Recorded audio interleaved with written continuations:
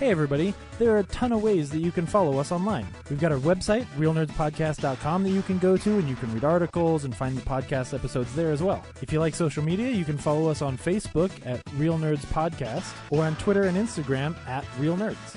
You can also call us anytime and leave a voicemail at 720-6nerds5, and then we'll play your voicemail on the show. Thanks for listening. I hope you like us. Hey, what's up, everybody? This is Ming Chen from AMC's Comic Book Men. Listen, I have my own podcast. I have my own podcast studio. I don't really care about those. What I really care about is the Real Nerds Podcast, the best podcast in the universe, in the multiverse, on all Earths, 616 and beyond. Listen to it. Subscribe right now, and listen to this episode. Listen to all the episodes, but especially listen to the one that I'm on. It might be the best. Thank you, guys.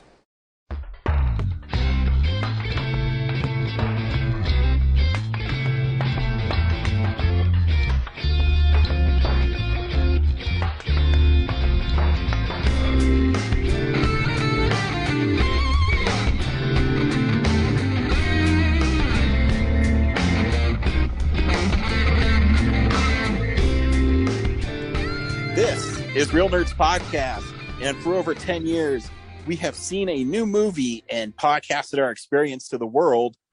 This week, we whip back into the Matrix.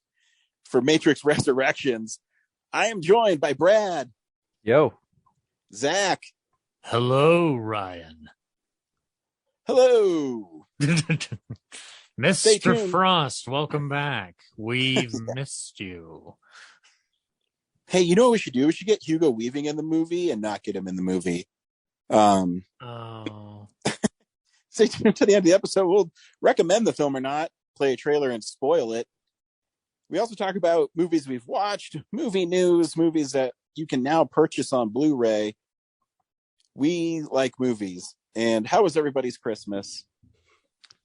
Pretty quiet. Yeah, that is pretty mellow, you know? That's good. I just spent all that time editing, getting Justice Team ready for the internet. Yeah, nice. Is the internet ready for Justice Team? I don't think so. I don't think it ever will be. Just it's their loss. Blow the internet up. You heard it here, folks. State-sponsored terrorism by a police officer. Love it. What did you do, Ryan? How was your holiday? I worked for fucking 12 hours. So that's not bad. That's 12 hours. Yeah, it's you know what's the best is when you have to deal with people that are usually the best in society for 12 hours for 4 straight shifts because you're so short-handed. And I can't even talk to a normal stranger for like a minute. Yeah, but it's all right. Could always be worse. I was given a lot of my in-laws gave me money for Christmas. Nice. So that was nice. So today I really just went around and I wanted to get an air fryer, but then my wife doesn't like appliances. So I don't know which size of one to get where it won't piss her off. And I don't know, I don't know. So I went to Mile High Comics and they have a 60% off sale. And you got to be careful there because everything is so inflated. So even at 60% off, you're probably getting its actual, price. But they did have the second appearance of Poison Ivy that I got for $60. So that's pretty cool. Nice. Yeah, you're probably, whenever there's a 60% off sale, they probably marked it up 60% off to take 60% off. So, well, the one thing that, the store, I don't know if you've been to it lately. I mean, it's pretty cool what they've done in there. They've added a lot more cases and made it not so cluttered as far as how things are organized. I mean, there's like a Disney case now, a Predator case, a huge Ninja Turtle display now. Oof, don't tell me that. Yep, there is. Me not spending money has been hard. Yeah, and so I don't know. Sometimes there though, stuff falls through the cracks, and the thing with the guy who runs it, Chuck Krasinski, I mean, he's responsible a lot for how back issues are priced. And he used to be consulted by Overstreet, and they don't consult him anymore. My guess is because he inflates his prices so much. But like, so the second appearance of Poison Ivy is Batman 183, I think. So it's a really early Batman. And to get it for $70, I don't know. I think that's a pretty sweet deal. So, and I really didn't have to pay for it because I was given the money. So, also, whenever you want to buy those new mics, you know, yeah, with my Christmas money, bah humbug, bitch. But yeah, that's all I did, and I haven't flipped through it yet. Hopefully it's not like falling apart or there's a watermark I can't see on the cover. That reminds me, I got to go up to Hero headquarters and empty my hold slot again. I was there last week, and I bought like half the stuff in there. And the guy behind the counter was like, try to keep up with this because it costs us money to keep these in here, and it's the holidays. I'm like, ugh, thanks, I feel bad. Yeah, well, they like, I don't mind. I miss coins cards so much because the Hero headquarters, the people there are really nice. It's not really a knock on it. Well, it is going to be a knock on them, but I had to like tell them continuously that if they want to give me the variant for Spider-Man, I don't care, but give me the fucking A cover too. Oh, because that's my same complaint too. Because that's the one I care about. I don't care about the variant. They give you the variant because it's the more expensive of the two. Yeah, well, on DC, yeah, Marvel they're the same price, but yeah, DC they're $1 more because they put them in card stock, which whatever, But and I feel bad because the older guy wasn't there; it was like the young girl, and I already got into a tizzy with them before because if a comic is before it comes out is like really popular, they won't give you the A cover. They'll always give you the variant, and then they'll put the A cover behind the counter for like $10. I'm like, come on. At when I was at Coins Cards, I would just ask for it and I'd get it. There was this 1 in 50 Green Goblin cover for Spider-Man years ago. And I asked Andrew if I could have it. And he's like, yeah, sure. And he still charged me fucking cover price. So I don't know. It just gets aggravating. And so I felt bad because I told the girl, I was like, I want the A cover. I don't care about the variant. And so now I just get the A cover. They don't give me the variant anymore, but that's fine. That's what I care about. Yeah. I asked them to start putting Batman 89 on hold for me. And I didn't know there was a variant cover. So there's always, like 2 months went by and I went to pick up stuff. I was like, these are all B covers. Oh man. Like the A cover has the logo on it. Yeah. Yeah. And I missed another month. So like number 4 is, I guess I got to get online now. So, but yeah, it's like they kept putting the B cover in my hold slot. I'm just like, do you not see the other A covers in here? Like, I know. And every once in a while I pick up just some random comic, and I've been reading Black Widow because it's kind of fun. It's like this spy thriller stuff, and Adam Hughes does the main cover, and he usually does something really cool with it. So that's what I asked for. But lately, I'm guessing because they don't get that many orders for it in whole, and there's some new character, I don't know. And so they keep on putting in the fucking B cover. I'm like, the only reason I want this is I want the A fucking cover. Like, well, here it is. And it was $15. And like, I'm good. Fuckers. Anywho. I'm sorry, buddy. My life is so hard. Well, what's even harder is there's no Hitchcock comics for Zach. So he's constantly left out in the cold on this one. There's Shadow comics. I can live with that. There's Bob Hope comics. There is Bob Hope comics. Yeah. There's Laurel and Hardy, Abbott Costello. There's tons of black and white comics. Yeah, that's true. Yeah. They're called newspaper comic strips. Original Ninja Turtles is in black and white. You should be more Right. Ninja Turtles fan. That's true. Or you should be a bigger black and white fan. I don't know. Like, think about that. I have all the Ninja Turtles black and white comics, so But I've done my part. Do you watch black and white things? Things, yeah. He saw Belfast this year. Are you calling me a dog? Like I can only see in black and white, which I don't know how they know that. No, that's James. Oh, colorblind people are people too.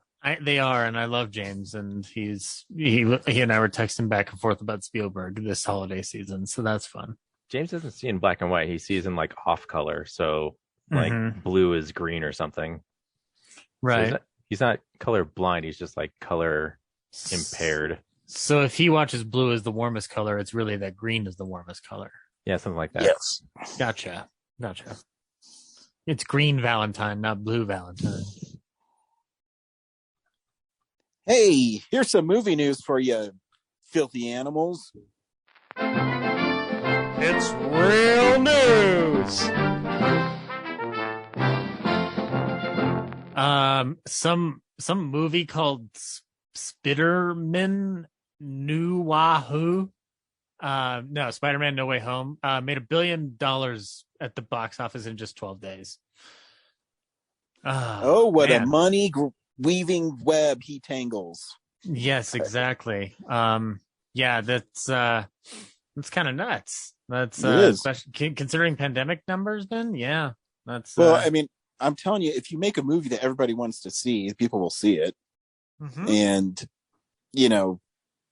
HBO's learning, or Warner's is learning that maybe we shouldn't put all our movies out on HBO Max at the same time. Yeah, that was a dumb decision by them. Because how much money did The Matrix make this week? Like 20 million? Not a lot. No.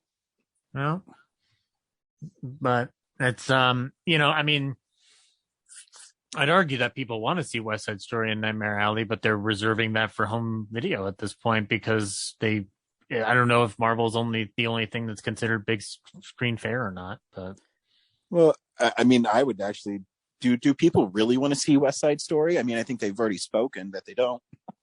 I wouldn't argue it's a like theater experience must have. Yeah, that's right. The part of it is Marvel has created this thing where you have to see it before it comes out because you don't want spoilers ruined for you. And then if you create a movie that is really great, Spider-Man, people will continuously see it. I read an interview with some dude on Variety, and he said, yeah, people's first choice is Spider-Man, and then when they go back to theater, their second choice is Spider-Man. So you're making something people want to see. I mean, I think West Side Story is a really good movie, but what's the draw to it besides Spielberg and musical? I think that should be enough draw as it stands.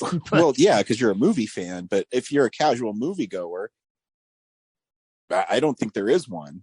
I feel like a lot of the other, like any non-comic book related story at this point has been reserved more towards a television preference than a movie preference. So, I mean, well, I would argue too. I'm not arguing with you, Zach. I'm just saying. No. Guys, stop arguing. No, we're not arguing. Like we all love this. We all love the whole of it, you know. But it's the movie company's fault too. They have made it. They've used the pandemic as an excuse to make movies immediately available. I read an interview with the head of Warner Brothers today. He says, "Oh yeah, the Batman will be on HBO Max on April 5th or something like that." Yeah, they need to stop that. They need to stop that. So you're not making it an event. You're not saying. I mean, I'm sure Spider-Man No Way Home comes out relatively quickly in the home market, but they don't say that. They're like, see it in theaters. It's only in theaters. Yeah. And the Batman says that, but then he comes as like, oh no, don't worry. In 45 days, you can see it on HBO Max. That's again, it's like, I'll repeat what I said. Dumb decision. I was curious how it affected something like Nightmare Alley, because that was theater exclusive, wasn't it? Or did they put that on Hulu as well? It is, but I mean, how you're trying to do a counter programming, but how do you counter program Spider-Man. I don't think you can. No, And I don't think you can either, and that's why I'm kind of upset with Disney for releasing it when they did, because that was intentionally, that feels like an intentional decision to dump Nightmare Alley. Like, no, it is, because they're saying, well, I mean, and they get to a point, and it's, well, we've had these movies now on the shelf for over a year. mm-hmm. What are we going to do? They kept on pushing things. And then I knew this was going to happen. Now they're in a position where, well, what about all our movies that need to come out next year? Well, fuck it. Here's Nightmare Alley. Here's Sing 2, which, I mean, it did pretty well. But here's these other fucking movies, because what else are we going to do with them? Mm-hmm. Yeah. And you just eventually get to a point where you have to release them. And I mean, I was talking to my wife. I'm always talking about it because my wife's in nursing. Like, COVID is here. And now, with the new variant, it has milder symptoms because the virus is basically evolving, where it knows that if it kills too many people, then it dies too. So now the virus is going to keep mutating to get where, oh yeah, I get sick from it, but it doesn't die.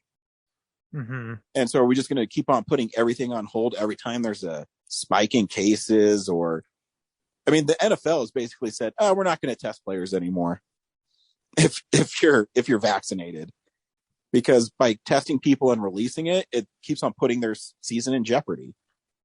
And I'm curious if this year we're going to see sort of a back to about face when it comes to how things are released, in the respect of we're not in a dumping period really anymore. Like, we're at a point where things are now rolling off that have already been in production within the span of a year or a year and a half. Well, I mean, eventually it's going to have to happen. And I mean, Marvel and Disney are kind of the ones that push this through, because they got to a point where they have so much stuff in the works that you can't keep postponing it, because now you're creating a freaking huge log jam. Mm-hmm. Yeah. And I'll also argue that if the movie's good, people will see it. The Eternals didn't last that long because it's an okay Marvel movie. Mm-hmm. And there's no reason for you having to see it. Right. I would say Spider-Man's the first Marvel movie in Phase 4 that people feel like they need to see. Yeah. Because it feels like a culmination of something. All these other ones are, okay, cool. Well, Shang-Chi is a fun movie. Sweet. We know Black Widow is a prequel, so she can't die in it. Is this really a must-see? No, I can get it on Disney+. Mm. I mean, it might eventually blow up in their faces. It might not. I don't know. Mm-hmm. No, it makes perfect sense. And that's The State of the Movie Business by Ryan Frost. There you go. Copyright Real Nerds Podcast. I only have 2 more pieces of news. We lost Joan Didion at the age of 87. She was a screenwriter and journalist who co-wrote the screenplays for A Star is Born and True Confessions. She died at the age of 87 in her Manhattan home. She was a big part of the counterculture movement when it came to journalists of that era, like Truman Capote, Norman Mailer, and Hunter S. Thompson. That was immersive and managed to put you in the footsteps of the reporter themselves. Like I said, there were films such as A Star is Born, True Confessions, also Panic in Needle Park, Play It As It Lays, and Up Close and Personal. She reflected on the nature of life and death thusly: we are not idealized wild things. We are imperfect mortal beings, aware of that mortality, even as we push it away, failed by our own complications, so wired that when we mourn our losses, we also mourn, for better or for worse, ourselves, as we were, as we are no longer, as we will one day not be at all. Wow, super uplifting. That was Joan Didion. But yes, so heck of a life. Panic in Needle Park is a film that gets bandied about a bunch in film circles, and The Star is Born that she wrote is the one that is the Barbara Streisand, Chris Christopherson one, I believe. So heck of a life. We also just off the wires today, We lost Jean-Marc Vallée, who was the director of the Dallas Buyers Club and The Young Victoria, a film that I know Ryan enjoyed because of one Emily Blunt. But he was also one of the spearheads behind the show Big Little Lies. He also directed the movie Wild, which is an amazing film for Reese Witherspoon. All too tragic, all too sudden. It's a terrible shame. Does anybody here like Dallas Buyers Club? I've only seen it once and it didn't make the biggest impression on me, but it's well made. It's well made. And I think it's a movie you can see once and be okay. It's rather depressing, I guess. So long, Jean-Marc. You will be missed. DVD releases and Blu-rays. Do you guys want Shaw Brothers films in a big box set? Well, now you can. Courtesy of Arrow, you can get Shawscope Volume 1. This it ranges the gamut with several different titles from the Shaw Brothers collection. It is a limited edition, though, so be sure to hop on that tomorrow. We have also got in the mix this week The French Dispatch is coming to Blu-ray. Woohoo! Yeah, only Blu-ray. Kind of a shame, but yeah, I don't think any of his movies are on 4K.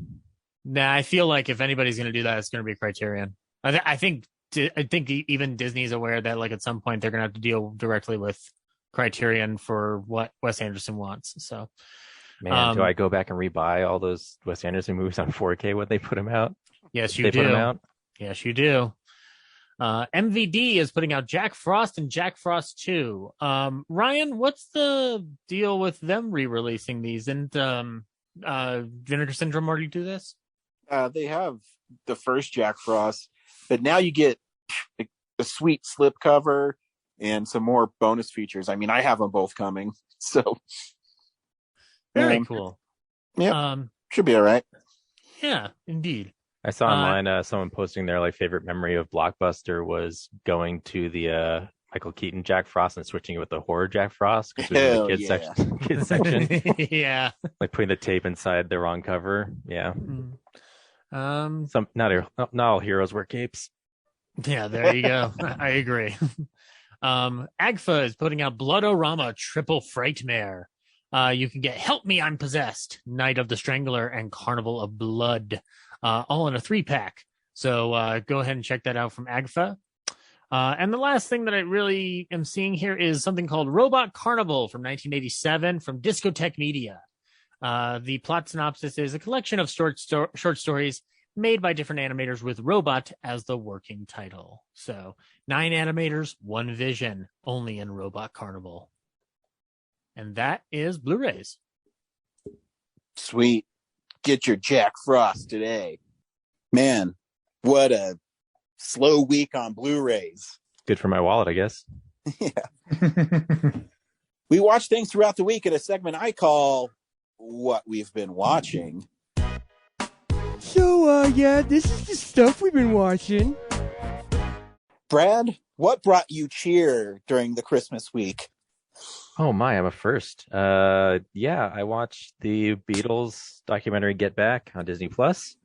Nice. And much like my appreciation of Ford v Ferrari is like just watching really people who are really good at what they do well. This is that plus like actual footage of the real people doing that. It does strip off some of the veneer of they're amazing musicians, but at the same time they're kind of like, I don't know. It was fun just to watch like Paul McCartney be really driven and everyone else be kind of like not want to be there. Yeah, I mean that's I think that's always part of the contention in the band is he was always so driven and he always would argue with them about how it needed to be. And I mean, it created friction and, with Yoko Ono being there and John Lennon was really heavily into heroin at that point. Kind of is like a perfect storm. And what's crazy is the Beatles were only in a band for like less than 10 years. Yeah, like I never really paid attention to the Beatles that much before, but yeah, I started as I was watching it, Wikipediaing everything, I'm just like, wow, just think of like your life for the past 10 years and like only like Beatlemania was just that short of a time span. Yeah. Like, because they even stopped performing live, I think, for half the time they were a band. So yeah, I think like their last 3 or 4 albums, they didn't tour. So yeah, it's interesting. But yeah, I think that's what's cool. I think it's why it's a fun documentary is it just strips it away. And I mean, it's kind of meandering, but it's kind of cool watching them work through the songs and how they do it. yeah, it's like the friction isn't that, it's not like an episode of like a Real Housewives or the, some reality show type friction. It's pretty mellow. Like, yeah, George Harrison just kind of pieces out, and I'm sure all the big blow-uppy stuff was off camera, but it was still kind of cool to see. Like, yeah, John Lennon's kind of out of it, but he does kind of pop in with like little moments of brilliance. Like, oh yeah, no, I agree. I mean, my favorite moments in it were when him and Paul McCartney would just start jamming, and then they would find the song, for lack of a better word.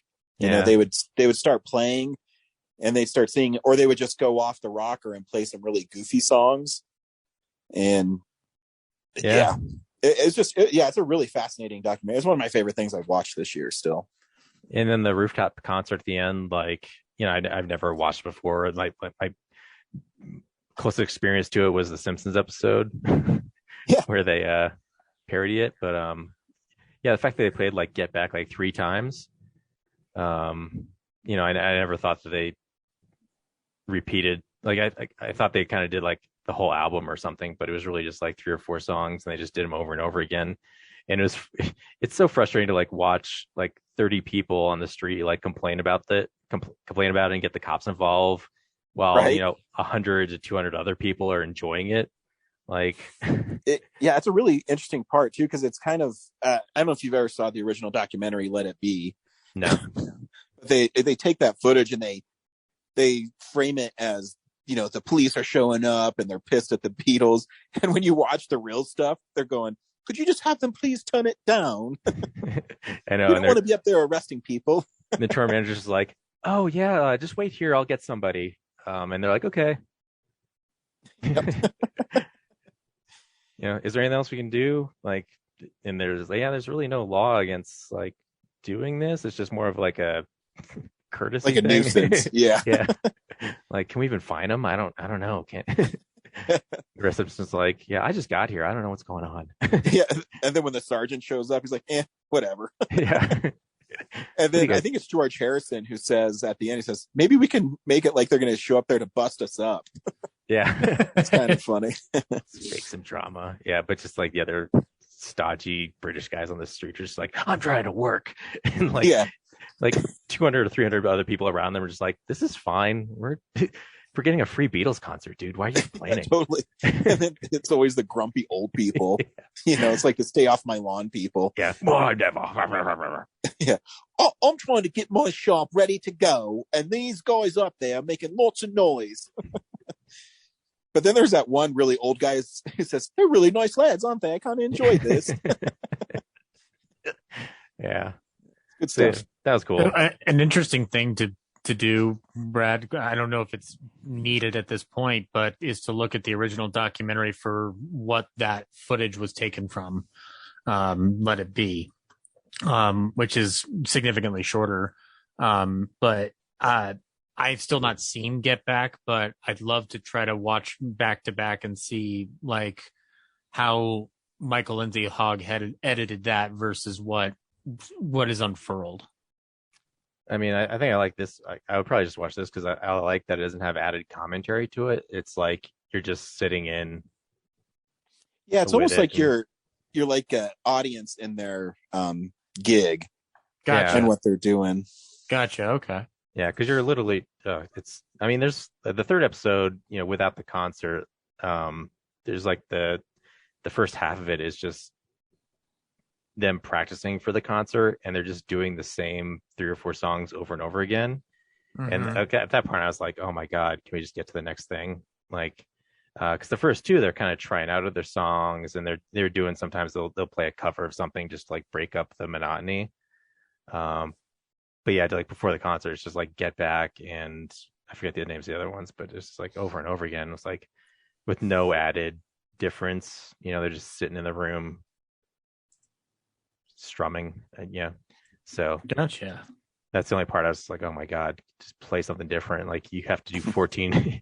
You have to do 14 of these. Like record a different one, please. Pretty sure you got it on the last take. And then I watched Reno 911, The Hunt for QAnon, which is Reno 911, and just fun.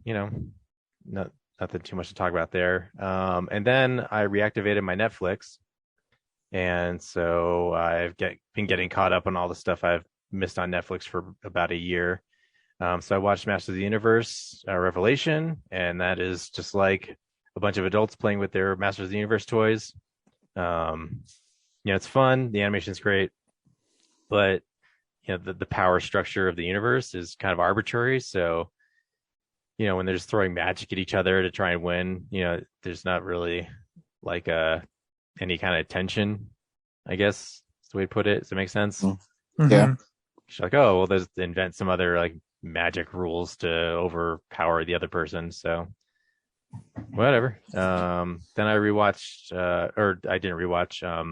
I watched the live action version of Cowboy Bebop, which I quite enjoyed. But at the same time, before I got to the last episode, I was like, it's so much a greatest hits adaptation of the original anime that you're like, well, I don't really see what a season 2 would be unless you started writing wholly original episodes. Because you kind of cover all the classic stuff and reinvent it. So, and everything, all the plot threads kind of go to the same point. So it's like the people who are upset that there's not a season 2. I'm just like, unless they gave them license to just completely do original stuff, I'm not sure it needed a season 2. That, I mean, like most Netflix stuff, they're not going to get a season 2. Yeah. Yeah. I mean, they do change the ending so that they could set up a season 2, but it's like not that essential. So, yeah. And then I rewatched the original anime just to like check the differences. And then I think the last thing I watched, which I know Ryan's going to love, is the Blacklist season 8. Nice, bro. Nice. Yeah. Fuck, my in-laws talk about that show all the time, and I was like, Do they? motherfucker. Oh yeah. They're They're pissed because Dish has a dispute right now with NBC, and they can't watch the Blacklist. I go, oh yeah, it's a fucking shame. I mean, I gotta admit, the season was better than the ones I'd watched in the past, but mostly because they didn't do a ton of like off-plot episodes that didn't like really mean anything. Everything was pretty focused on kind of getting towards the end of this thing. And then I wish Karita was here because my biggest complaint is they literally kill off the main character and she never finds out the answers we want to know. They just re-summarize the series up to this point and connect all the cutaway flashbacks into a way that makes sense and gets you caught up. And then that character just gets killed off and we never find out who Raymond Reddington is really and who her real mom is. And it's just a real fuck you to everyone And watching. I guess I should clarify. It's not that I don't want Corinne here. It's just I just don't want Corinne here so we have to spend any more time talking about the motherfucking Blacklist. Yeah. I'm deliberately ending it right here because, yeah, there's really nothing to waste your time with. But I did watch that. And, yep, pretty sure that's it. Nice. Zach? All right. I watched a few things. I finally had some time off from work and other things, so I decided to do a little bit of a Spielberg binge. So I went back to The Post. Still Nice. very lovely, still very, very well done. And then Bridge of Spies, which is slowly going into my top 3 Spielberg, but I was texting Ryan about this. Like, how do you make a top Spielberg list? It's very fucking hard. I don't know. Yeah, after you said that, I was thinking about it. Man, I mean, Jaws and Raiders of the Lost Ark are always going to be really high for me, but I don't know. It'd take me a while to think about it. And what's your list? Do you rank them all, or do you pick a top 5 or a top 10? Like, What I was assuming a top 5. Like, I know like Schindler's List and Saving Private Ryan are like at 1 and 2, and they fluctuate around. But yeah, like making a top 5 is hard, but yeah, ranking his entire filmography, I don't think is that hard. Mm-hmm. Well, I mean, like, I think you could. I think you could. I guess it's more just like trying to create a definitive, like, these are the Spielberg movies you need to see. And like, I'm aware that number 1, 1941. Number 2, Sugarland Express. Man, you are going so deep. It's crazy. Number 3, always. Yes. Number 4, Lost World, Jurassic Park. No, number 5, the BFG. Number 6, The Adventures of Tintin. Yes. Yeah. Oh, actually, you know what? That should be number 1. Let's make Tintin number 1. You know, I think one of his most underrated movies is fucking Munich. Oh, yeah. Yeah. Fucking love Munich. It's weird how that period just seems kind of lost now. Yeah. When it's so prevalent when we were watching it. I have the Blu-ray coming, and I remember telling Brad that I don't remember watching it, and I'm gonna pop it back on and relive There's it. There's a really great commentary track of Brad and I. I know, yeah. About 12 years ago. Yeah, this guy called me out saying like I wasn't the biggest Spielberg fan, and then he's like, I've watched this, and I was like, well, have you watched this? And have you watched this? And I put him in his place. Yep. I'm sorry that I don't remember Munich as well as you. I'm just saying, you're rewatching The Post and whatever. Maybe you should throw Minority Report on that watch list. Maybe I should. Have you not seen Minority Report? Nope, still never seen Minority Report. Or Munich. That one's great. Yeah, Minority Report.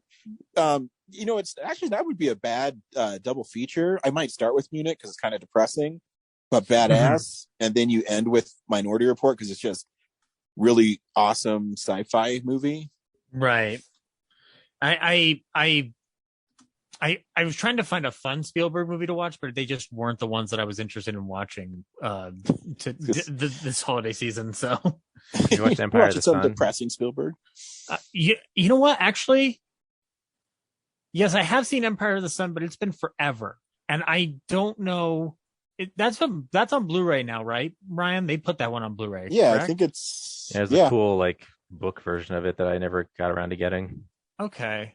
Yeah, maybe I should give that one a go again and embrace that one. But yeah, no, like I say, I just went ahead and did those ones. I also rewatched Lincoln.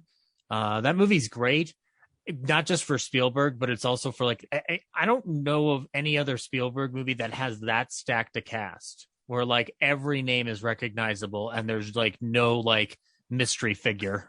Like because even like even the smallest role tends to be filled by somebody who has some form of reputation outside that movie. Well, I mean, if I was an actor and Spielberg called me and was like, hey, I have this bit role in a Lincoln biography, okay. Oh yeah, you're not questioning that at all. I would never begin to pretend that that's something you would ignore. You had me at Spielberg. Yeah, exactly. Like you had me at exposure. But yeah, no. So I did that, and then I rewatched Saving Private Ryan. That's still the 5th best movie of 1998. Looks like my niece, sir. Oh my God! You know what? I didn't mind him this time around because he's good in it. He's good in the movie. Yeah, he's he's not the best part of the movie, but he's good in the movie. No, I was like, I was actually kind of marveling at the script this time, like, which is something I don't generally tend to relook at when it comes to Saving Private Ryan, because it's not. I always felt like the script was not the prime selling point of that movie, but it's a pretty solid script. You know, it's not. I don't think it's like the deepest script Spielberg's ever directed, but Robert Rodat made it like a really solid war movie. Like, it's kind of amazing how that movie is actually about the horror of war, and it's like very. It ceases to be fun almost 1 minute in. Like, Like there's no fun in this movie at all whatsoever. And I appreciate that honesty that comes into that storytelling. So yeah, and then I also watched Nightmare Alley, but I will not talk about it because we're going to do that next week. I will simply say that I enjoyed this film and I cannot wait to discuss it. Actually, this week, Ryan, I'm going to rewatch the original and kind of compare and contrast a little bit. Nice. And that's all I watched this week. I only watched one thing this week, but I had a lot of fun, and this will be making a really high appearance on my favorite Blu-rays of the year. I got the steelbook version of Street Fighter. Yeah. With Jean-Claude Van Damme. Have you picked this up, Brad? Oh yeah. Like, I love that the back of the steelbook is the bison painting. Did you get a bison buck in it? Yeah, you get a bison buck in it. And all the interviews are really good on the Blu-ray. I haven't watched it yet, so that's good to hear. Oh yeah, there's like tons of interviews, and they're all really good. And for a Mill Creek fucking Blu-ray, I was really impressed. They had to have. My guess is they licensed it from somebody. Well, yeah, 88 Films had that version. I wonder if they pulled the same. I can't watch the 88 version because it's region coded for Europe. So yeah, that might be. My guess is they had to have like leased it because the picture looks really good, and all the interviews are really great. I don't even remember Mill Creek ever having bonus features on any of their Blu-rays previously. But I mean, the movie's fucking garbage still, but it has this sort of really crappy movie charm to it. Where they're listening to the director do the commentary, and he has a really cool interview on it as well, where Jean-Claude Van Damme was the only action star they could afford because the movie's budget was like 30 million or 25, I can't remember. And they really wanted someone like Schwarzenegger or Stallone, but those guys at that time were demanding like $20 million a movie. So Van Damme, I mean, the director said he got his biggest payday up to that point, which was $8 or $9 million. And then they had Raul Julia, and he was 5 or 6. So they had $15 million in the two leads. And then they had to spread out another 12 million to make the movie. And it's just interesting because that guy also wrote Die Hard. Okay. And watching him make this movie, it doesn't make any sense. Like, I get that. I mean, you're trying to make a movie out of Street Fighter, and Street Fighter doesn't have the mythology like Mortal Kombat does, where you can take a Sub-Zero and Scorpion story and tell a kind of a cool story about it. I think they were so it's building cool. it at that time because there was like companion animes with it, and yeah, I think they were like inventing it after the game. Exactly, and trying to find a place for Ken and Ryu. And I mean, the Blanca is awful in it. But I was watching. It's like, man, if they had made this now, and they could have a Blanca that, I mean, obviously would probably be CGI and look pretty great, it would be awesome. And then they decided, well, isn't it the Guile character is American, so they pass off that Van Damme because of his accent's from Louisiana. All right. It was just cool listening to the commentary and the interviews, because I think there's, I want to say 10 or 12 interviews on it. So it's really fun, and it's really cool listening to not only the director but the other actors talk about Raul Julia, who died really soon after this was finished, and how sick he was, and that he really struggled. But then when the cameras rolled, he was amazing. And he's by far the best part in the movie for sure. But I always laugh at the part with Ryu and Ken when Ryu decides he's going to fight, and he says, "There's people up there dying." And the guy who plays Ken is, I forget his line, but he's like, "Where are you going?" It's just so bad. And the interview with the actor who plays Ken in it, he said, "Yeah, I wanted to be a really serious actor." I go, "Huh? Not with that acting skill, you're not." But yeah, it's a fun movie, and they talk about how they had to reframe the ending because they didn't have money, and had to go back and add Van Damme saying shit so it won't be G rated, and it's really, really fascinating. So yeah, it's one of my favorite Blu-rays. The movie's okay. But if you take it as a cheese factor movie, it's fun. I can't imagine 30 years later, who's looking at that movie being like, this is a definitive take on Street Fighter. Yeah.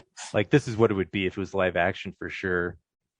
They did do that, I think it was like 2010. There was like a Legend of Chun-Li or something. Yeah. So they kind of had a chance to modernize it and get like a CGI Blanca, but yeah, I never saw it. I mean, I wish that it did focus. I know when the director was talking, he wanted to ground it a little bit, but man, I would love to see them fight with fireballs and things like that. You know, I think it would have been fun. Yeah, but it's all right. It's like, I think it's only, maybe it's an hour and 40 minutes, but it goes by really fast. Oh yeah. I mean, because it literally starts with Van Damme going, "I'm looking for you, Bison, and I'm coming for you." And that's the setup. Is he's basically in the UN, and Bison wants $20 billion, or he's going to kill hostages. Not with, Guile coming to get him. I'm guessing they framed it around their budget. Yeah. But yeah, I never thought of the Street Fighter mythology as being like this. Guile's in charge of the military, and they're stopping Bison from destabilizing the world. Yeah, I guess I'm not as well versed in Street Fighter mythology. So yeah, I always figured like something called Street Fighter. It's just like these personal, interconnected, like revenge stories. So. Yeah. So yeah, that's all I watched this week. I worked so much I didn't have time to really watch anything else. But yep, Street Fighter. But you should pick up the Blu-ray. It was only like $20, and it's awesome. Oh, hang on. Here's another Catching the Classics with Corinne. Hey nerds, Corinne here for part 41 of Catching the Classics, where I watch famous and popular movies I've never seen before and send in my review. This week, I watched Legends of the Fall for the first time. So, this all got started because my friend Jerry is a big fan of the movie First Night. And I've never seen it before, and I noticed it was on Netflix recently, so I watched it, and it was actually pretty good. I liked it. It was kind of like my favorite type of like melodramatic, cheesy, but also really earnest movie, because Richard Gere is kind of terrible in it. Like, there are maybe 2 scenes where he's like actually trying to act, and then the rest of the time he's basically just being Richard Gere with long hair. But Julia Ormond and actually Sean Connery are just acting their asses off in the movie. And it's really hard not to just like kind of fall into just this like trance and just be invested in everything that they're putting out. So that's where I landed with First Night. I really liked it. I watched it like twice in a week. So, but anyway, so on this whole Julia Ormond thing, because of course I know her from the Harrison Ford version of Sabrina, and I like her in that, although obviously she's no Audrey Hepburn, but nobody is except for Audrey Hepburn. And I had seen on her IMDb page that she really kind of first got her big break in Legends of the Fall, and I said, oh, I've never seen that, so I need to watch it. And I did, and I gotta tell you, it's the perfect way to describe it is Man from Snowy River meets Dances with Wolves, because it has a lot of the like kind of themes and the imagery of Man from Snowy River, where it's like, this very rustic, rural, mountain, picturesque setting, lots of, people riding horses everywhere, herding horses, herding cattle, love triangles, family members fighting with each other because they fall in love with the same person, all that melodrama. But then at the same time, it's like so self-serious. It's like Dances with Wolves in that respect.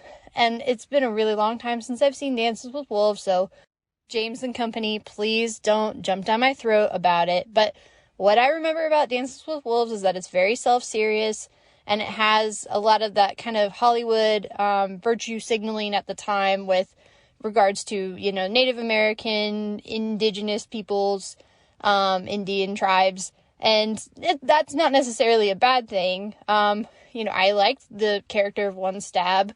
I appreciated that, as far as I understand, he was not, you know, a stereotypical Indian man or Cree man.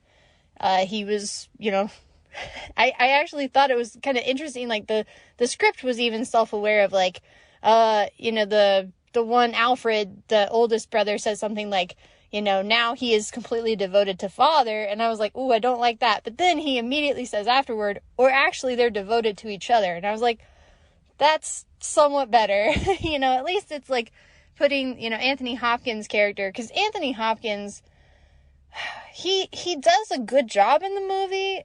It's really weird because I felt like he was falling into and out of different accents.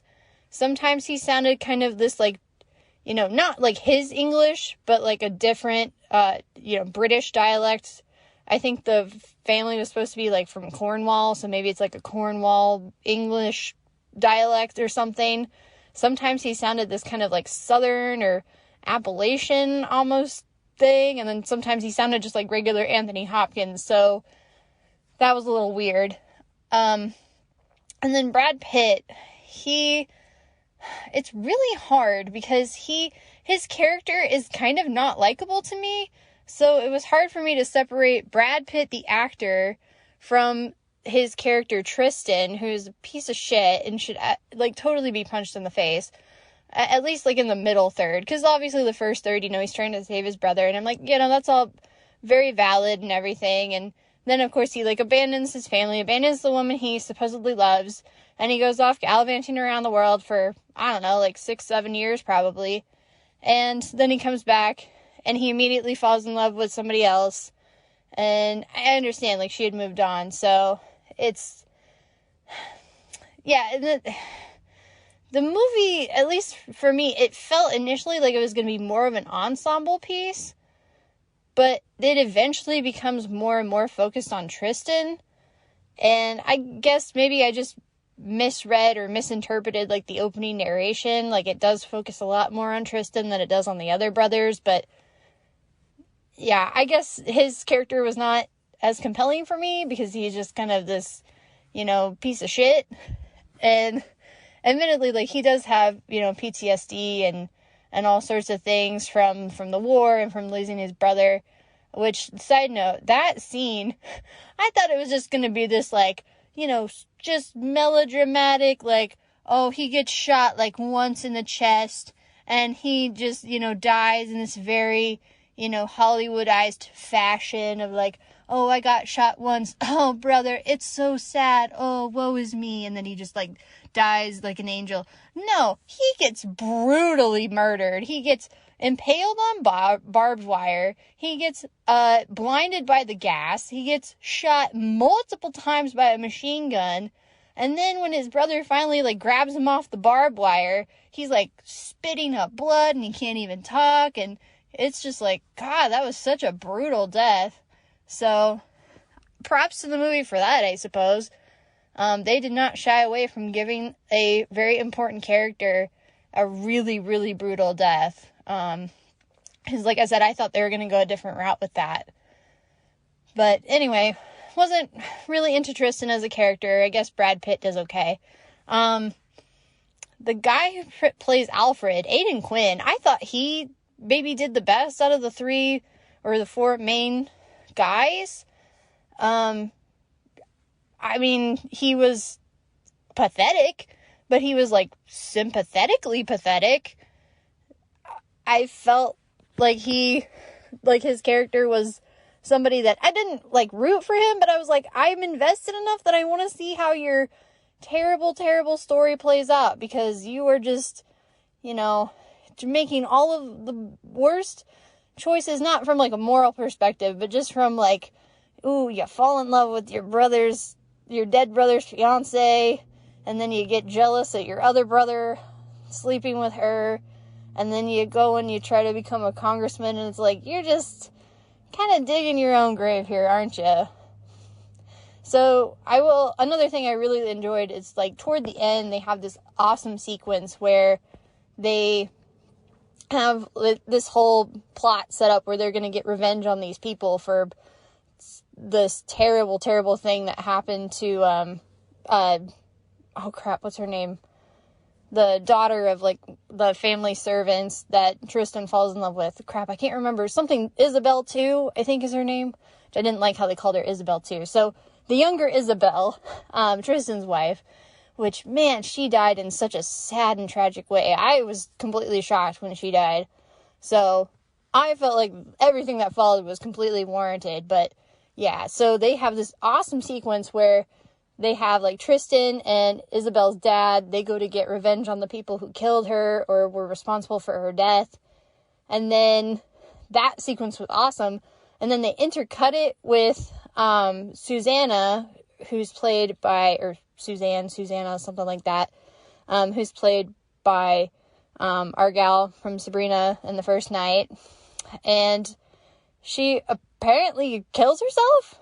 And I guess there was some kind of lead up to that, but it felt like a really, really drastic choice considering how little build up there had been. Like, yes, she was definitely unhappy. Yes, she could not be with the man she loved. Yes, she felt like she, felt guilty that she had wished that Isabel too had died.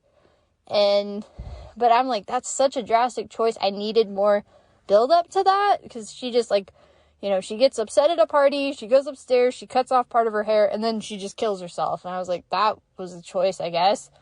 And then the editing, I think the editing on that part could have been a little bit more interesting, because we see her with the gun, and then it cuts to this shot of, like, the interior of the house, like the stairwell, and you hear the gun go off. So you don't actually see her kill herself, but you know that she pretty much did. And then it cuts to Tristan getting a letter from Alfred, and Alfred's like, you have won, I am bringing her home. And then we see the shot of the train pulling up, and then the door to the train opens, and you see, like, the casket. And I thought it would have been cooler if you just see the shot of Julia Ormond with the gun in her hand. You don't see, or you don't hear the gun go off. Then you get so it's like she just has the gun in her hand. And then you cut later to Tristan getting the letter from Alfred. And he's like, I have won, or you have won, I'm bringing her home. And then smash cut to the train car door opening with the casket. Because I feel like that would have been just like a great punch in the gut for everybody. But whatever. It's just a minute thing, but it's, for whatever reason, it's stuck with me. So yeah, Legends of the Fall. It was okay. I would watch it again. So that's actually pretty high marks for me, I would say. My sort of melodrama, it was really good at making me want to rewatch Man from Snowy River. Because Man from Snowy River, it actually had, like, humor to it, and it wasn't so self-serious. And there are a lot of beats where it's like, oh, we gotta, like, have this little, like, dash of, like, humor or something more lighthearted. Whereas with Legends of the Fall, it's, like, such typical Hollywood drama where, it's, like, Oscar baity, where they have, like, this whole opening sequence of, like, everything is idyllic, everybody's having fun and laughing together, and the music is so stereotypical, like, coming in with the big strings and the trumpets behind it, and it sounds so, like, triumphant and joyful of, like, but also, like, whimsical and everything, like, like, isn't it great how everyone's together? And then they just, like, punch you in the gut with, like, all of your favorite characters are dead, and everybody who's left is a piece of crap because of everybody else dying. And so it's not exactly my cup of tea, but it has elements in it that I appreciated and I liked. The love drama was kind of interesting, I guess. And I wish we could have seen more scenes of, like, Suzanne or Susanna with Anthony Hopkins' character, because it's like they spent, years together while she was waiting for the youngest brother, whose name I don't even remember, the one who dies in the war, and then for Tristan to come back. And so it's like, you'd think that those two would have been, she's basically like his adoptive daughter by that point, so I felt like they would have been a little bit closer. And then he just like yells at her like, curse upon you, damn you, you didn't love my son enough, or whatever he says to her. So I have a lot to say about this movie, apparently, even though it's been 2 weeks since I watched it. So I don't know, I think I'd give it maybe 3.5 or 4 stars, because apparently if I'm talking about it this much, it's stuck with me, maybe not for the best reasons, but it's stuck with me, and that means something. So, and like I said, I would definitely watch it again. But it's very self-serious, and I'm more of like, I want my, melodramas to be kind of like self-aware and lighthearted at points, and not so self-serious and like Oscar baity. Like, definitely give me more Man from Snowy River, less Dances with Wolves. For me personally, but you might feel differently, nerds and everyone listening at home. So anyway, I've ranted about this long enough, and but I appreciate you all giving me the chance to do so. And check out Legends of the Fall if you so desire. If you've never seen it before, or if you have, revisit it, I guess. Next time, I have no idea what I'm going to watch. These are becoming fewer and farther between, so I watch what I watch when I do. So, take care, nerds, and I'll talk to you all again later. Bye! Cool, thanks, Corinne. What should we do next? This week on Real Nerds, we went back into the Matrix for the Matrix Resurrections. Zach, do you recommend the new Matrix film? I fucking do. Yes, it was great. Go see this movie. Brad? I don't. I was really bored in a lot of it. And yeah, I'm with Brad. It's okay, and it's Here's a trailer for The Matrix Resurrections. We can't see it, but we're all trapped inside these strange repeating loops. Billions of people just living out their lives. Oblivious. But this is the moment for you to show us what is real.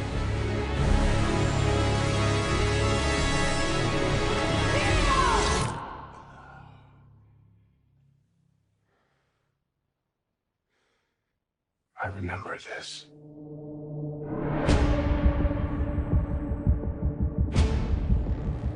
So deja vu.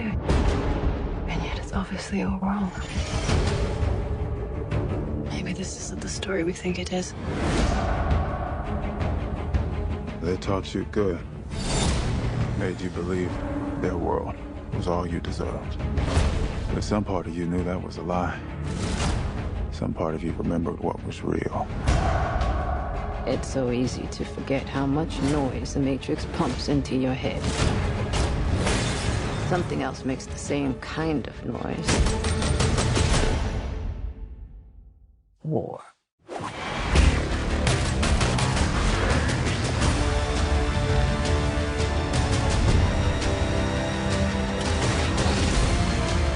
What happens to Neo?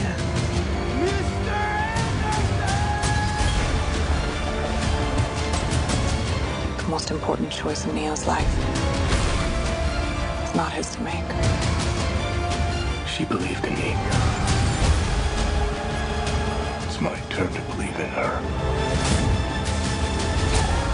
Part of me feels like I have been waiting my whole life for you. If you want to see Trinity again, fight for her!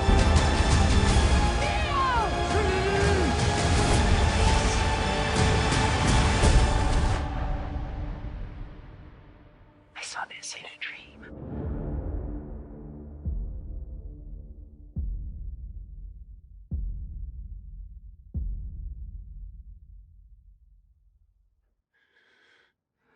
My dream ended here.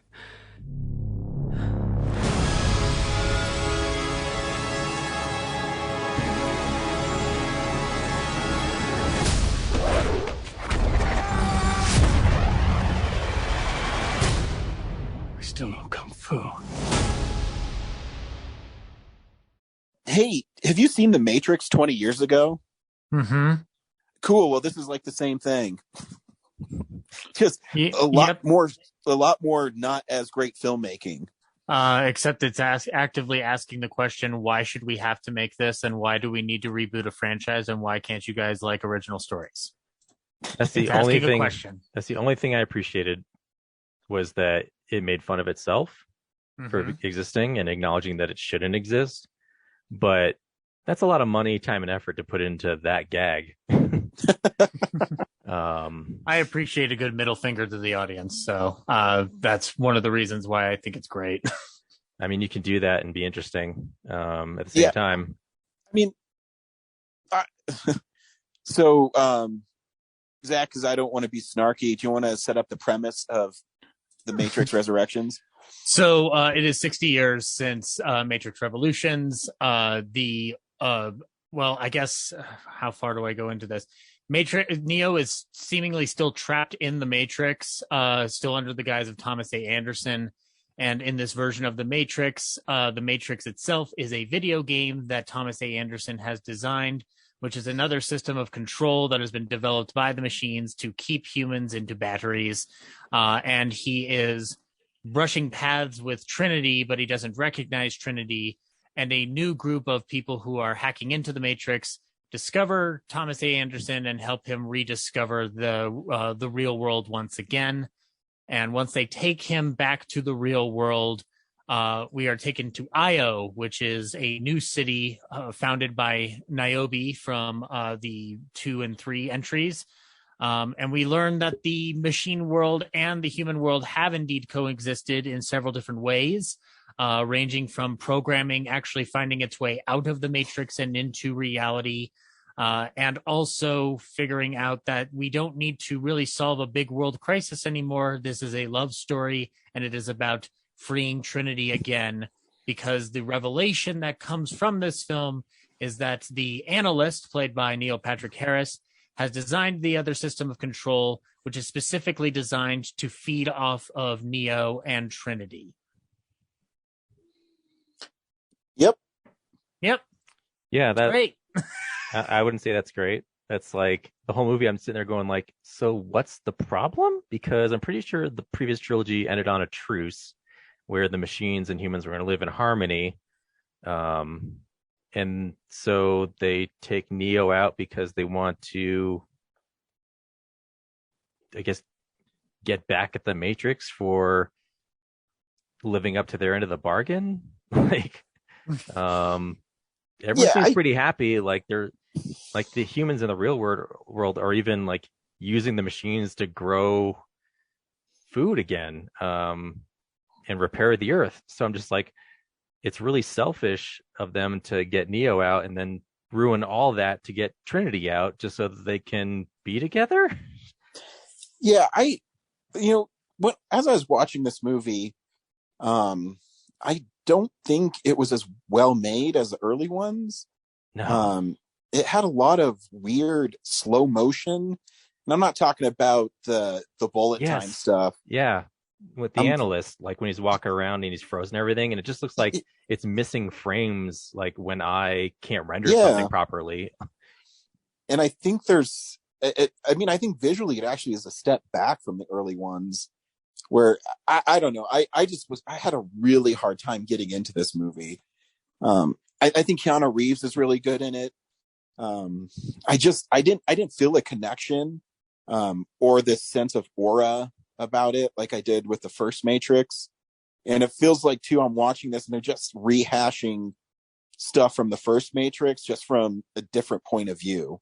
They even fill it with like flashback footage from the original movies, and like that stuff like visually looks better than the new stuff you're watching. And then the fight choreography is just kind of pretty standard modern day bombastic action stuff. There's barely any cool kung fu style fight scenes. Yeah, I agree, and it's a bummer because I was hoping that there was a chance that it might be still the second best Matrix movie. I don't know. I'm gonna have to watch it again. I feel like the other two before this were also kind of boring because it's a lot of people just like talking philosophy rather than doing anything. Yeah. But at the same time, like those movies were pretty to watch. Yeah. And this is just. I think Neil Patrick Harris is good in it. I don't know. And maybe too, it's just because last week I was on such a high from Spider-Man. And seeing this one, I go, oh man. But Zach, you obviously adore this film. If you want to extrapolate on it more. Yeah. I really like what the Wachowskis do. I'm an unabashed fan of those sequels. And I frankly thought the story was over anyway, as did the Wachowskis, clearly, until Lana combined with the notion that Warner's was going to go ahead and do this without their input anyway. She came up with a story that serves as an ending. This is an ending to The Matrix. This isn't a continuation. You're not going to get any more Matrix movies, especially since the box office on this is low. But more specifically, this isn't designed to carry on. This is designed to reach a conclusion. And I also, frankly, enjoy the fact that Lana took back her art from idiots who have appropriated the red pills into some kind of weird woman-hating nonsense. But outside of that, I appreciate that there's a story in there about love. I like that it's just a love story. This isn't a world stakes thing. This isn't about somebody trying to stop a huge war between machines. It's not us and them. This really is a movie about cohabitation, and I appreciate that kind of idea and construct entering the Matrix, especially if you're going to have this be ultimately the finale of what the whole idea was going to be. I think that there is a little too much over explanation at times, but I like that about these movies, so it's not a detriment for me. They already did that love story in the last 3 movies, though. But clearly people didn't get it. And I appreciated that they took this approach to it. Like, the war is not the problem here.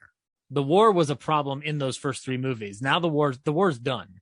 Right now, this is a story between the Analyst, Neo, and Trinity, and the Analyst thinking he understands humanity, but still clearly not getting it. It's like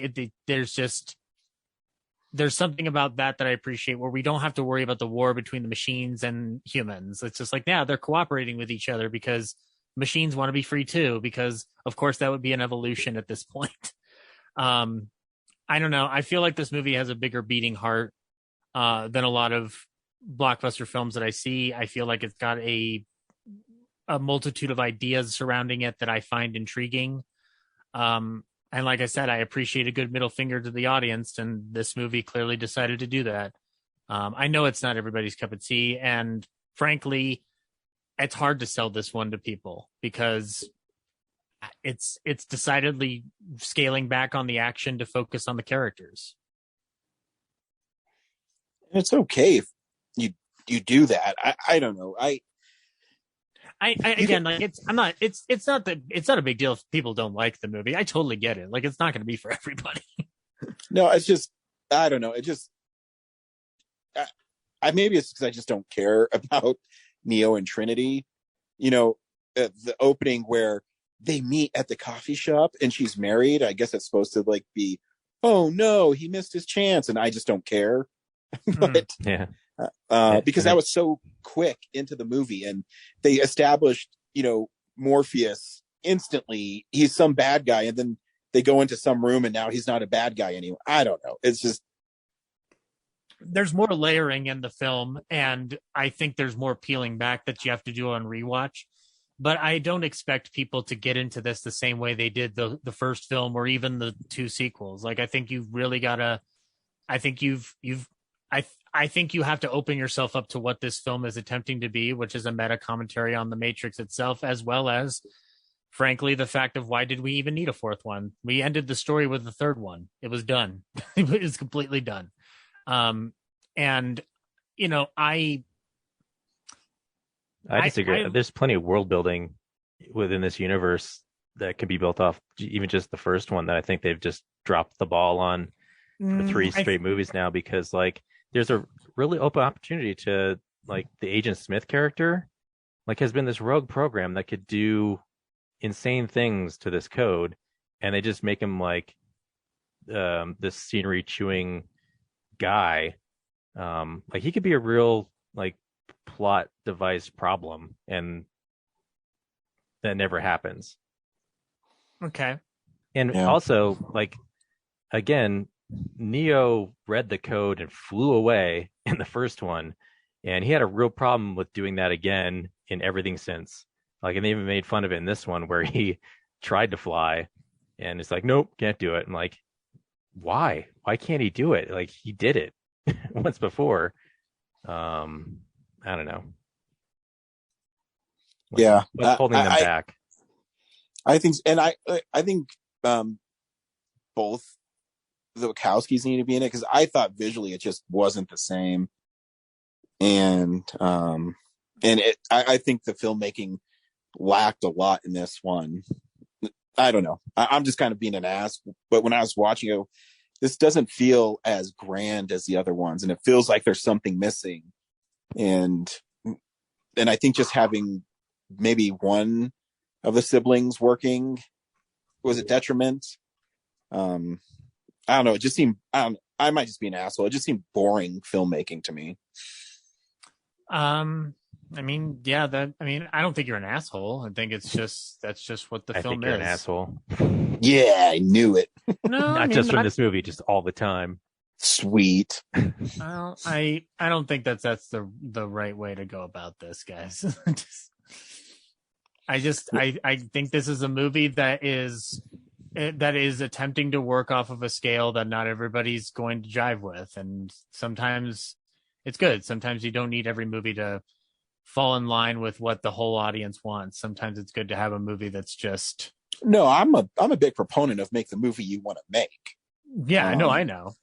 I just think this one fell short of what they were trying to do, and a lot of contradictory things, like Brad said. And I don't know. And it definitely seems set up for sequels. Like, yeah, it ends on you've given us a second chance.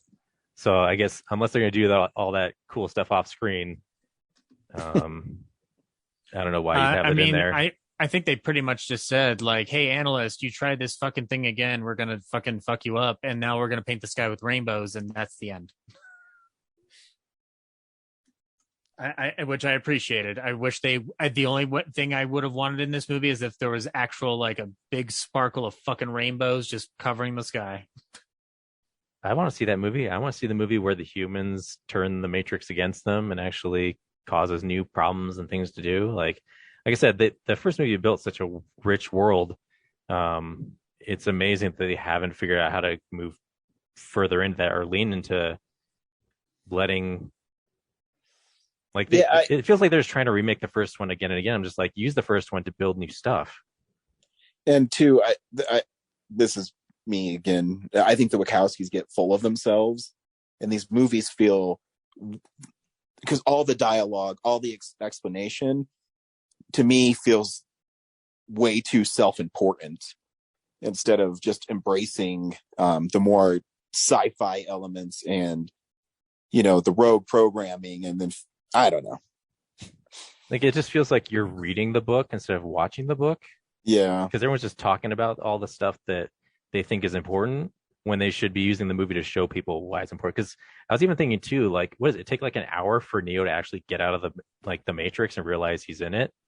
Yeah. Compared to the first movie where I think it was like maybe 20, 30 minutes before he gets to Morpheus. I was just sitting there going like, when is he gonna, like, we know he's gonna realize it's the Matrix, so let's just get to that. Like, almost the plot of this movie is really like an hour and a half to set up reviving Trinity. Like, that's really all that happens. Yeah. It's like, this could have started somewhere in the middle. Yep. I mean, yeah, you lose some of the fun meta commentary, but also that seems like tonally out of place.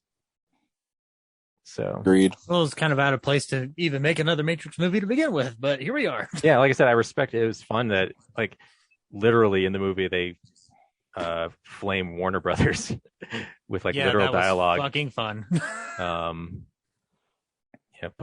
Yeah, it's just like also like that's a cool meme, but I just paid $12 to like watch a plot happen. So let's lean into that. You spent probably like $100 million to make this. Let's show some of that on screen, please. So just two people in a room talking. Thanks. It's really expensive for two people sitting in chairs to talk. Well, I mean, Keanu Reeves probably gets $20 million a movie, so. Yeah, we'll see. Fair enough. If it's a setup for two more movies, it's not that bad. But I mean, if it just ends here, it's really quite a letdown. Yeah. I'm hoping in a way that like Batman Begins, while a way better movie than this, was still kind of like a setup for an even better movie. Yeah. Hopefully that's the case here. We shall see. Yeah, who knows? The one thing I will say is at least, Warner Brothers is taking a lot of risks with their films lately. So, I mean, they're making interesting things. I might not like them all, but this is actually one that I'd recommend you watch on HBO Max. Yeah, it's one of the times when you have the Alamo season pass, like, okay, I'm glad I only paid the $1 convenience fee for this. And actually, I saw it twice in the same theater. So, and I'm not sure it was the Littleton Alamo. I'm not sure their audio system is calibrated right. So that might have been why I didn't enjoy certain things as much because... No, that's not it. No. It's not the system. Matrix says it is the system. It's the problem. It was certainly evident that employees of the Alamo were not assisting that at all whatsoever, given who we were sitting next to, Brad. Yeah, that screening was bad. Mm-hmm. I'm just not going to see movies with Brad, I think, going forward. I know, I'm cursed. It's horrible. You are. That is like your superpower is getting the worst people possible to see movies. Does that mean I just have to stay home all the time? Like I can't go out anymore? Is that how we break the curse? Well, you need to find movies that there's only going to be one person at. And shoot, that's my curse is like, even if I go see like the documentary Julia, there's still like two other old dudes there. Yeah. And they always at like 9 o'clock you. On a Thursday. Yeah. Yeah. I forget what kid movie I saw with Kellen. Oh, fuck. I can't remember. But we went there, and when I bought the tickets, we were the only ones in this row. And when I got to the theater, there was only like another 6 or 7 people there, but they bought them right next to us. I'm like, what the fuck? So I just moved just a different seat. But yeah. Yeah. I actually did credit to the universe. I did watch Nightmare Alley by myself. So that was nice. Mm-hmm. I know I got to go see it like tomorrow, or it's going to be out of theaters. Fuck. Yeah. Well, yeah. Most of the time, it's me and 2 other people. I'm just like, I don't know why. Why is this the scenario? Just me and 2 other strangers who don't acknowledge that I exist. So if we ever won Powerball, I would just every movie I wanted to see, I would just buy every fucking seat in it. Oh, that's totally my plan. I can become a billionaire. I'm just going to buy out every screening I go to. Hell yeah. I mean, how much? I mean, what, 65 seats times 10, that's 650. But I'm sure they'd give you a special discount if you bought the whole theater. Yeah, I would, like, even if I had the money to build my own theater and never go out to movies again, I would still go out to movies again and, spend $300 to rent the Alamo screening for the day. Fuck yeah. Just flex like that. Cool. Well, next week, we're seeing Nightmare Alley, and I guess I'm the only one who hasn't seen it yet. So stay tuned for that. Also, start compiling your list for Filmsplosion 2021. Happens really soon. Not next week, but it's the week of January 7th. So yeah, end of the year already. Just flew by. Been a wild ride. And Brad, I'm kind of pissed with all the Filmsplosion, photos you've made. I haven't seen a Spider-Man one yet. What the fuck? Disney is gatekeeping that No Way Home font, and that's Those my problem. Fucking pieces of shit. Actually, the Spider-Man logo font too. I'm not sure what that is. I think it's a proprietary thing. So I usually just make art based on what I can access. And yeah, don't worry, Spider-Man or 2000 Film Solution 2004. Well, shouldn't 2002 have it? Yeah, I've been on the fence about doing two of them. Like this year, I had a chance to do the Suicide Squad again, but I was like, God, I did Suicide Squad in 2016. Should there be two of them? Probably not. And then I played with the French Dispatch. I was like, this is fun. I want to do the French Dispatch. But yeah, Spider-Man 2002, 2004. Should there be two Spider-Man film solutions? Yeah, motherfucker. Yeah, obviously because it's your show, but at the same time, like there's a lot of other movies and art styles to play with. So, well, be inspired. If there's no other, there is a dilemma because I'm not sure graphically what is another good 2002 art style. Yeah, which is why I picked 2004 instead. But 2004 also has like Shaun of the Dead and stuff. So I'm like, which one do I make Spider-Man? Yeah, I get it. I mean, 92 should probably be Army of Darkness. Oh, it's already done, my friend. Already done. Yes. And I'm hoping that, Scream Factory's 4K of Army of Darkness will come out next year. And 30th anniversary of the greatest movie of all time. Do I have to buy Army of Darkness for like the 5th time? Yeah, I've bought it like 12 times. Your wife's going to kill you one day. Probably. I mean, she didn't when I rebought all the Halloweens in Ultra HD, so I might be okay. She didn't notice they were there. True. True. So she watched them online streaming. Yeah. Well, I mean, that's a Rob Zombie one. I don't think that one's going to make it to 4K, but it might. But yeah, no, I remember going like, why did you do that? I literally have that Rob Zombie version. I have in the Scream Factory box set, and I also bought this Canadian version because it's the theatrical cut of both of them that you can't get on Blu-ray. So in the United States, so I literally have two versions of it. Well, now I have three because now I have one I can stream anytime I want. Until they take it away. Yeah, can do that. I win. Zach, when's the last time you saw the theatrical version of Rob Zombie's Halloween? Probably theaters. Dude, I should let you borrow this Blu-ray set I have because they're way different. I've always said that I preferred his escape in the theatrical cut than the one in the director's cut. Yeah, I prefer that escape. And I think Halloween 2 is better as a theatrical cut too. I can go with either or on that one. Like that one doesn't bother me as much because like the extended one does have a little bit more Laurie stuff going on in it too. So yeah, and I should let you borrow them so we can compare notes and see. Yeah, it's a DVD. You have the DVD of it, right? No, it's Blu-rays. Oh, it is Blu-ray. Okay, yeah. Send that to me during Film Explosion, and we'll I'll give it a watch. Cool. Well, see you next week, boys. Thanks. All right. Bye. Bye.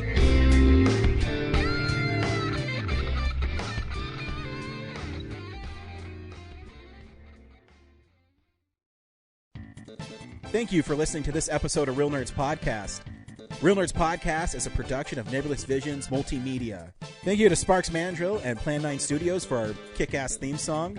Also, if you're in the Denver area and you're looking for a cool place to see movies, we see them at the Alamo Drafthouse in Littleton and now also in Sloan's Lake. Thank you to Colorado Coins, Cards, and Comics for supplying us with all our comic needs, especially you, Andrew. You know who you are. And a big shout out to James's mom. I'm giving you an electronic hug that you can feel through the airwaves. Thanks for listening, and have a nice day.